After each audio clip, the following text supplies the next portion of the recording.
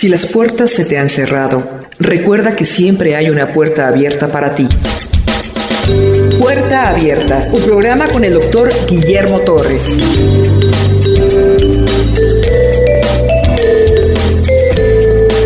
Capítulo 8 de la Confesión de Fe, Cristo el Mediador. Vimos 5 puntos. Hoy vamos a ver los otros 5 puntos. El mediador es aquel que soluciona un conflicto entre dos o más partes. Un intercesor es aquel que pide un favor para otro. El único mediador y el único intercesor entre el hombre y Dios solo es Jesucristo. Y es inalienable esa función. Él es el único mediador, primera de Timoteo, entre Dios y el hombre. No hay absolutamente nadie. Pero además de eso, es un ser, un ente, que tiene dos naturalezas, 100% humano y 100% divino. No es de que él sea 50% humano y 50% divino, y eso da 100. No, 100% humano y 100% divino. Estas dos naturalezas están unidas, no están mezcladas ni confundidas, están unidas. Y es algo que no podemos explicar, pero que la Biblia revela. En los primeros concilios hubo muchos problemas para tipificar, por decirlo así, estas dos naturalezas en un solo ser. Y surgieron muchos tipos de sistemas de pensamiento en relación a la persona de Cristo. Pero la Biblia dice que es una sola persona, no dos, con dos naturalezas, divina y humana. Y una palabra que nació en esos primeros concilios, hipóstasis, es una palabra que hace un esfuerzo, que intenta explicar que Cristo es 100% humano y 100% divino. La unión hipostática, homousios, es de la misma sustancia. El Hijo es consustancial al Padre, homousios. Esto produjo algunas confusiones. Cuando se estaba determinando que Cristo tenía estas dos naturalezas, hubo gente que en el camino se confundió. Un tal Apolinar, un obispo, y de ese obispo un sistema de pensamiento, apolinarianismo, que decía: Cristo es divino, se encarna en un cuerpo sin alma, y nada más queda el puro estuche, los huesos, los cartílagos, la carne, y ahí entra la divinidad de Cristo en un cuerpo humano sin alma. La naturaleza humana de Cristo es mutilada. No hay humanidad en Cristo, nada más que la carne, los huesos, pero no hay un alma humana. No, Cristo es 100% alma humana y 100% alma divina, aunque esta naturaleza humana no tiene pecado. Eutiquianismo o monofisismo, gente que trató de explicar la naturaleza de Cristo. Los monofisistas, Cristo tiene dos naturalezas confundidas, que forman que la naturaleza humana se pierda y sea absorbida por la divina. Ciertamente Cristo tiene naturaleza humana y divina, pero es tan poderosa la divina que ya cuando entra absorbe, chupa, consume la naturaleza humana. Monofisismo, mono uno, fisis naturaleza. Difisismo, dos naturalezas. ¿Qué decían los difisistas o nestorianos? Decían: dos personas unidas en Cristo, una humana y una divina en un solo ser. La persona humana podía pensar una cosa y la persona divina podía pensar otra cosa. Dos voluntades en un solo ser, eso no es posible. El psicótico tiene dos voluntades, una locura. Los difisistas o nestorianos dijeron: son dos entes en una persona. Y no, la Biblia que es una sola persona dice, y dos naturalezas. Los difisistas dijeron: son dos personas en uno. El docetismo dice que Cristo aparentaba tener un cuerpo humano, pero no existía ese cuerpo, era divino. Ese es el docetismo. Y termino para acabarlo de confundir. Ebionismo. Ebionismo dice que Jesús es un gran hombre, nada más, que recibió poder de Dios. Jesús experimentó todo lo humanamente hablado. Jesús fue tentado. Jesús experimentó el nacimiento. Jesús experimentó el crecimiento, lo que es cambiar de niño a adolescente y de adolescente a adulto. Jesús presentó agotamiento, sueño, gozo, hambre, sed, amor, compasión y muerte. Una sola persona, dos naturalezas. Punto número 5. El Señor Jesucristo, por su perfecta obediencia y por el sacrificio de sí mismo, que ofreció una sola vez por el Espíritu eterno de Dios, porque el Padre así lo había mandado. Ay, buen hombre, buen filósofo, buen profeta, que bien hablaba, pero lo mataron en la cruz y ya no volvió, porque ¿dónde está? Bienaventurados los que sin ver creyeron. Con este sacrificio ha satisfecho plenamente la justicia de Dios. ¿Qué justicia? La del pecado original, Adán y Eva. Fue un hombre el que pecó, Adán. Fue un hombre el que nos redimió.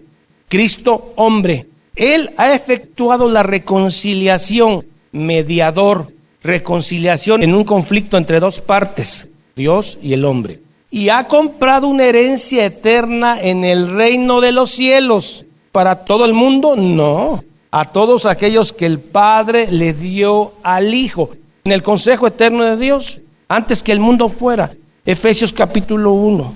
Los que reciben este sacrificio son nada más los que Dios le dio. Hebreos 9, del 11 al 16. Pero estando ya presente Cristo, Cristo ya había sido crucificado. El templo todavía existía. El templo fue destruido en el año 70. Esta carta de Hebreos fue escrita antes del año 70. Todavía se hacían sacrificios en el templo de Herodes. Pero estando ya presente Cristo, sumo sacerdote de los bienes venideros. Cristo no está en el templo de aquí.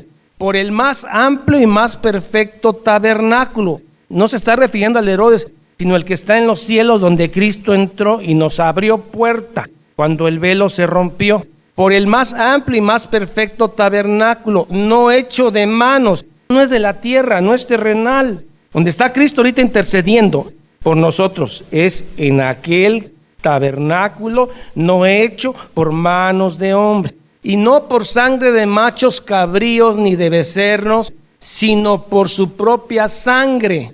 Entró una vez para siempre en el lugar santísimo, y habiendo obtenido eterna redención, porque si la sangre de los toros y de los machos cabríos y la ceniza de la becerra rociada a los inmundos, había una becerra roja, una becerra alazana que ahorita ya no hay. Esa se mataba una vez nada más al año. Pero además todos los sacrificios en el año de machos cabríos y la ceniza de la vaca rociados a los inmundos santificaban para la purificación de la carne. Y luego se hace una pregunta el escritor: ¿cuánto más la sangre de Cristo, que es 100% humano y 100% divino, el Cordero de Dios, perfecto, el cual mediante el Espíritu eterno se ofreció a sí mismo sin mancha al Padre, a Dios? ¿Qué poder tiene esa sangre? Esa sí limpia, no expía, esa quita el pecado. Limpiará vuestras conciencias de obras muertas, la de la ley, para que sirvas al Dios vivo. Así que, por lo anteriormente dicho, por eso es mediador el que soluciona un conflicto entre dos partes, de un nuevo pacto, para que interviniendo muerte, porque sin derramamiento de sangre no hay remisión de pecados, para la remisión de las transgresiones que había bajo el primer pacto. Siempre hubo sangre de por medio, pero de animales. Ahora, este es el nuevo pacto en mi sangre. No es para todos. Los llamados reciban la promesa de la herencia eterna. Todavía no tenemos la vida eterna, pero tenemos la promesa. Hay un requisito para que usted adquiera la vida eterna. Tiene que morir en todos los aspectos. Porque donde hay testamento es necesario que intervenga muerte del testador. Porque el testamento con la muerte se confirma, pues no es válido entre tanto que el testador vive. De donde ni aún el primer pacto fue instituido sin sangre. Porque habiendo anunciado Moisés todos los mandamientos de la ley a todo el pueblo, tomó la sangre de los becerros de los machos cabríos con agua, lana, escarlata y hisopo, y roció el mismo libro y también a todo el pueblo, diciendo: esta es la sangre del pacto, pero era de animales. ¿Qué dice Pablo? Ustedes son rociados por la sangre de Cristo. ¿Qué nos podrá separar del amor de Cristo Jesús? Si es Cristo el que justifica, ¿quién condena? Pero habla de los que son conocidos por Dios. Hebreos 10, del verso 1 en adelante. Porque la ley mosaica, teniendo la sombra de los bienes venideros, no la imagen misma de las cosas. Estos sacrificios nunca puede, por los mismos sacrificios que se ofrecen continuamente cada año. ¿Por qué está hablando en presente el autor? Porque el templo de Herodes todavía estaba, no lo habían tirado los romanos, y entonces seguían haciendo sacrificios en ese momento. Por los mismos sacrificios que se ofrecen continuamente cada año, hacer perfecto a los que se acercan, no podían. De otra manera cesarían de ofrecerse, pues los que tributan este culto limpios una vez ya no tendrían más conciencia de pecado. Pues si ya el año pasado entregué mi animalito y además el sacerdote entró Yom Kippur y él roció al pueblo, al año otra vez lo mismo, al año. Pero en estos sacrificios cada año se hace memoria de los pecados. En cambio, en el nuevo pacto, Jeremías 31:33 dice: no me acordaré más de sus pecados, porque la sangre de los toros y de los machos cabríos no pueden quitar los pecados. Por lo cual, entrando en el mundo, Cristo, sacrificio y ofrenda no quisiste. El Padre dijo: esto es por un tiempo, pero yo quiero sangre de un cordero humano, limpio. No me satisfacen, expían, pero no quitan el pecado. Este es un salmo. Mas me preparaste cuerpo, holocaustos y expiaciones por el pecado. No te agradaron los anteriores. Entonces dije: he aquí que vengo, oh Dios, elijo al Padre, para hacer tu voluntad, como en el rollo del libro está escrito de mí, en la Biblia antigua. Diciendo primero: sacrificio y ofrenda y holocaustos y expiaciones por el pecado. Eso fue por un tiempo, para aplacar la ira, pero no los quería Dios. Y además la manera en que lo entregaban. Isaías capítulo 1. Harto me tienen sus holocaustos. No quisiste ni te agradaron, las cuales cosas ofrecen según la ley. Y diciendo luego: he aquí que vengo, oh Dios, a hacer tu voluntad. Quítalo primero, la ley mosaica de los sacrificios, para establecer esto último, nuevo pacto. En esa voluntad somos santificados. Ahora está el escritor hablando. En esa voluntad somos santificados mediante la ofrenda del cuerpo de Jesucristo, hecha una vez para siempre. Del cuerpo humano de Cristo. Y ciertamente todo sacerdote está día tras día ministrando y ofreciendo muchas veces los mismos sacrificios que nunca pueden quitar los pecados. Pero Cristo, habiendo ofrecido una vez para siempre un solo sacrificio por los pecados, se ha sentado a la diestra de Dios, a la derecha, con cuerpo. La unión que se dio de Cristo, divino y humano, permanece hasta la fecha. Y Cristo, sentado a la diestra del Padre, tiene cuerpo glorificado. Y nosotros, el día que resucitaremos, tendremos un cuerpo semejante al de Él. No sé cómo es el cuerpo glorificado. No se enferma, no sufre, no llora. Es eterno. La única persona de la Trinidad que tiene cuerpo. De ahí en adelante, esperando hasta que sus enemigos sean puestos por estrado de sus pies: el mundo, el diablo y el postrer enemigo, la muerte. Todos, uno por uno, han sido vencidos, porque con una sola ofrenda, nada más un sacrificio. Por eso es tan blasfema la Eucaristía en la misa. Es ofensivo sacrificar en cada misa nuevamente a Cristo a través de la transubstanciación, que es que Cristo literalmente se convierte en sangre y en cuerpo, y usted lo come y lo bebe, porque dicen que la Biblia dice, pero fuera de contexto, que el que no come su sangre y su carne no verá el reino de Dios. Y entonces el sacerdote católico dice: si usted no come esto y no bebe esto, usted no entra al reino de los dioses. Y vuelven a sacrificar al Hijo de Dios cada misa. Eso es blasfemo, porque dice que es una sola vez el sacrificio. Lo único que le agrada al Padre es el sacrificio de su Hijo. Y eso es cierto, pero una sola vez, no en cada Eucaristía. Son de las cosas más blasfemas que hay. Decir que el sacrificio de Cristo no fue suficiente y que es necesario derramarlo en cada misa es de lo más blasfemo.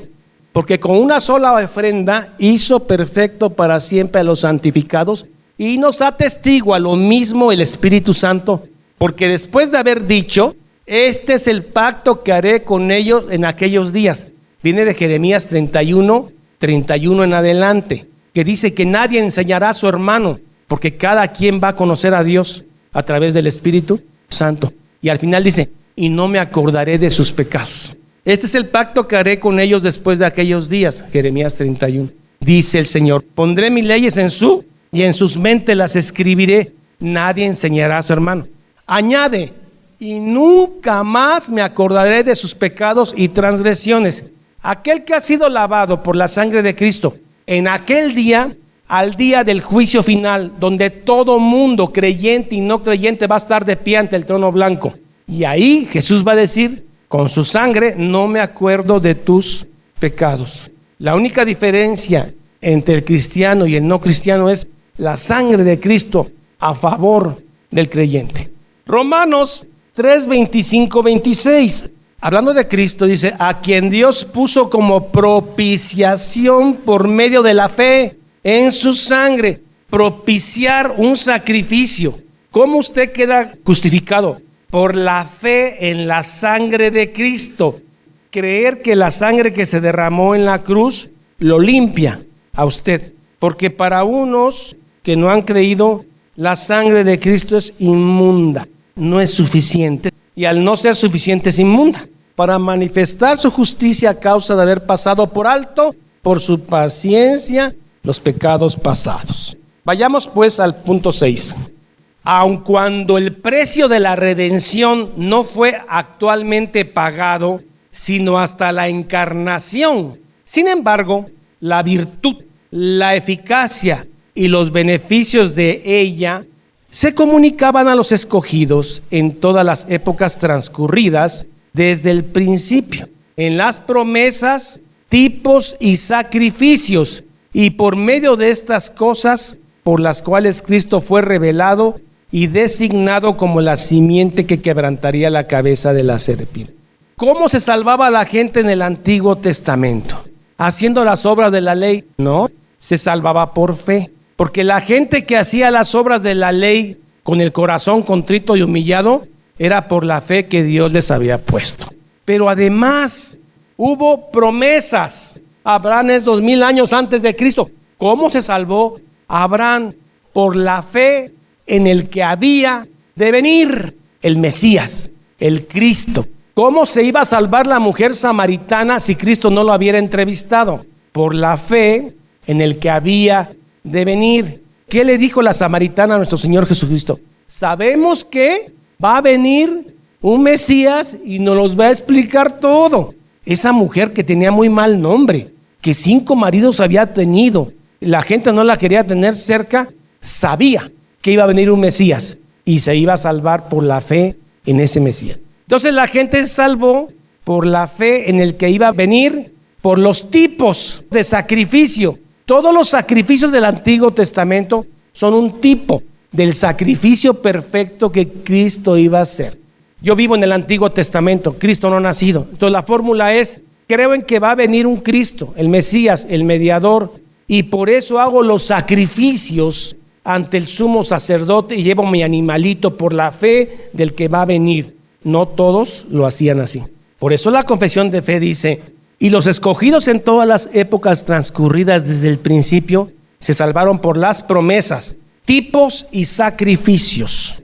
Y por medio de estas cosas, por las cuales Cristo fue revelado y designado como la simiente que quebrantaría.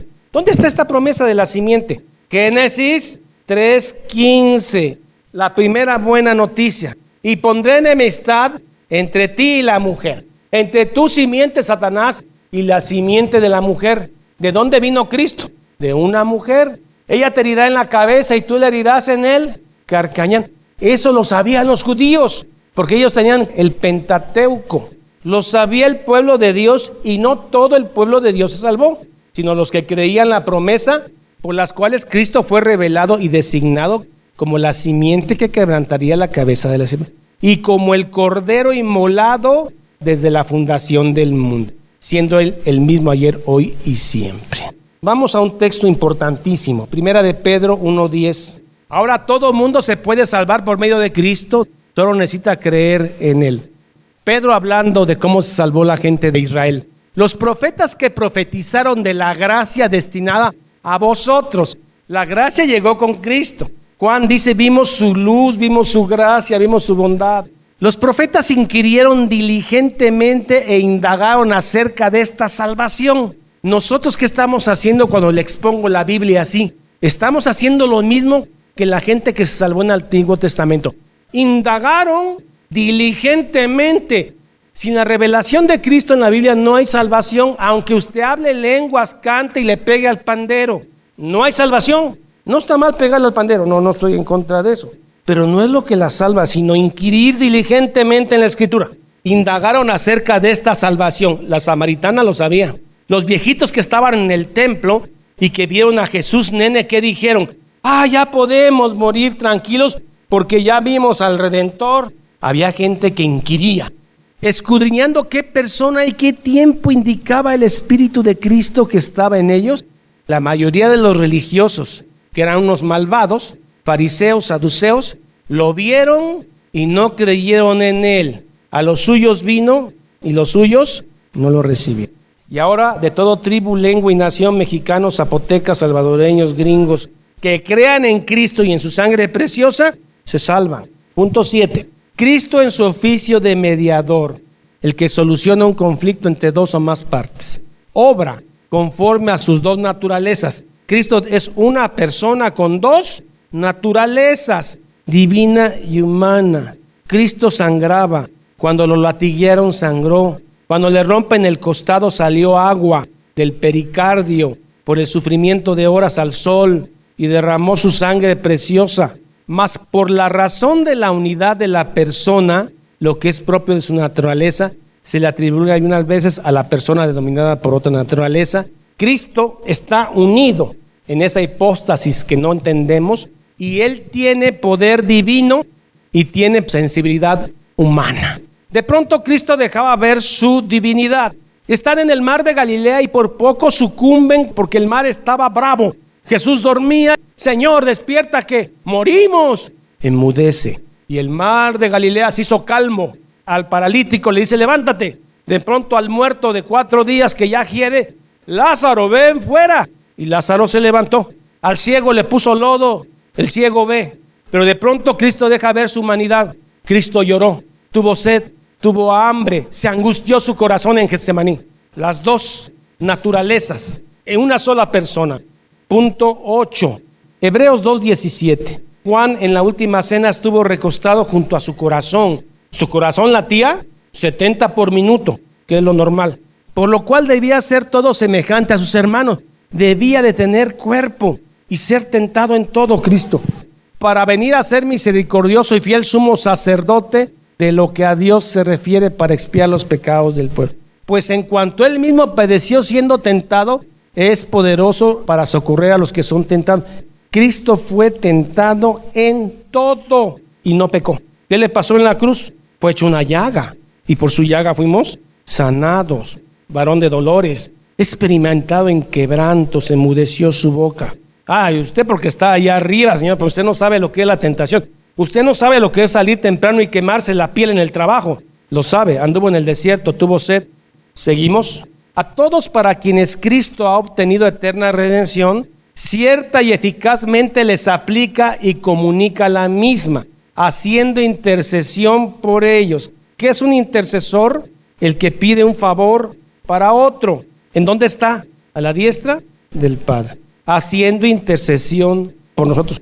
Juan 17:9. Esta función de Cristo como intercesor y mediador es inalienable. Nadie le puede quitar esto, ni un hombre ni una mujer. No hay ningún intercesor. Esa mala doctrina romana de la intercesión de los santos, los que ya murieron sacramentalmente puros, a esos hay que pedirles para que ellos le pidan a Cristo y Cristo le pida al Padre. Vírgenes santos canonizados, o bien a María, que ya casi está al nivel de la Trinidad. Eso es blasfemo. ¿Qué madre no se conmueve del sufrimiento de sus hijos? Eso no es bíblico, es blasfemo.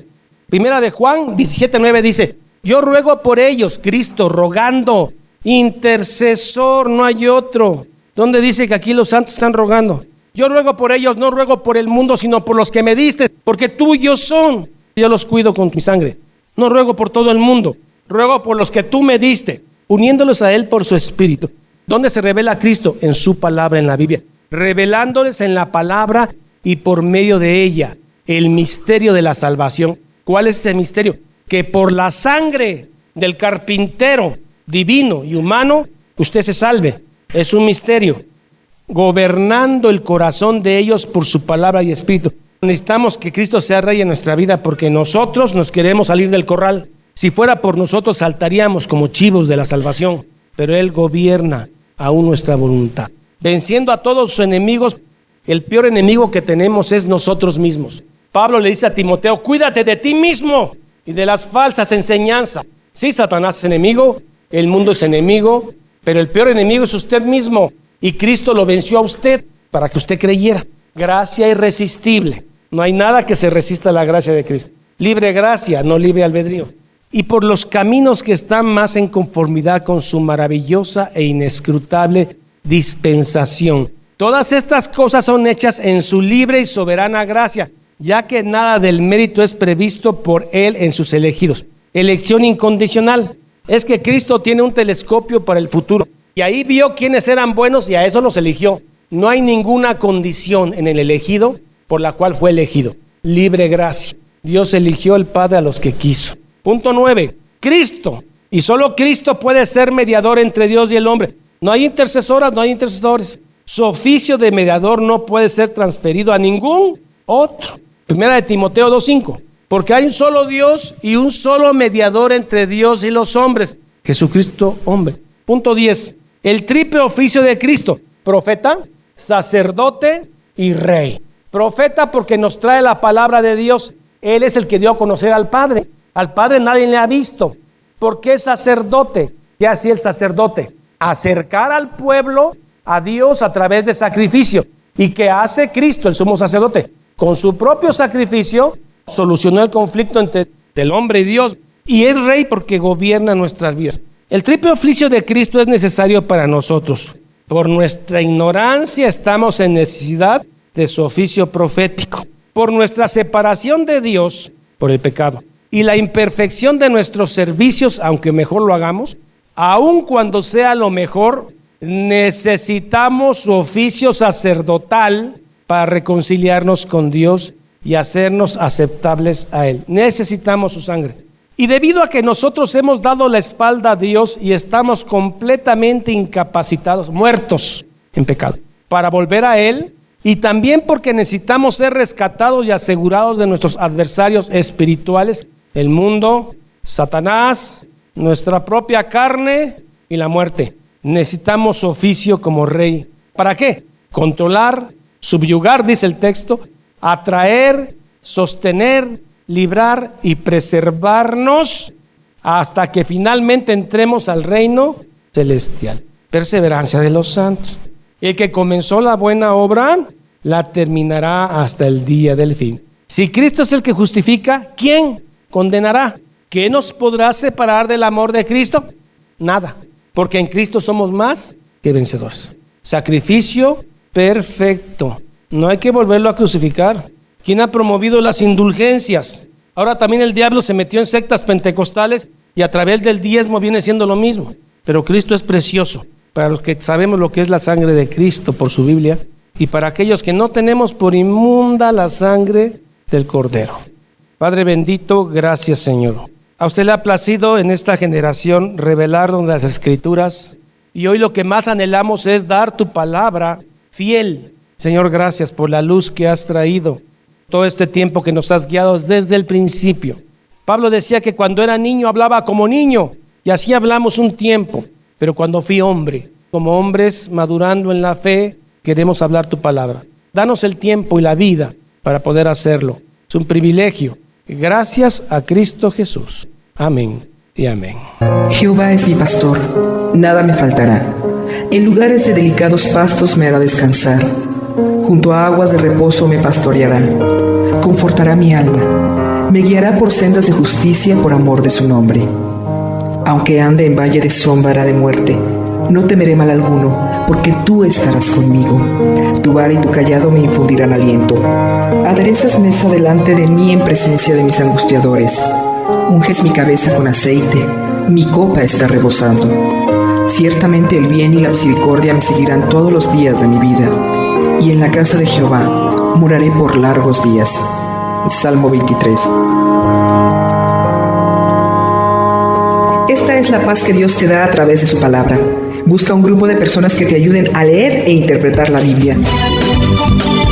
Te invitamos a escuchar el programa Puerta Abierta con el Dr. Guillermo Torres, pastor de la iglesia La Familia de Dios. Todos los días por esta estación.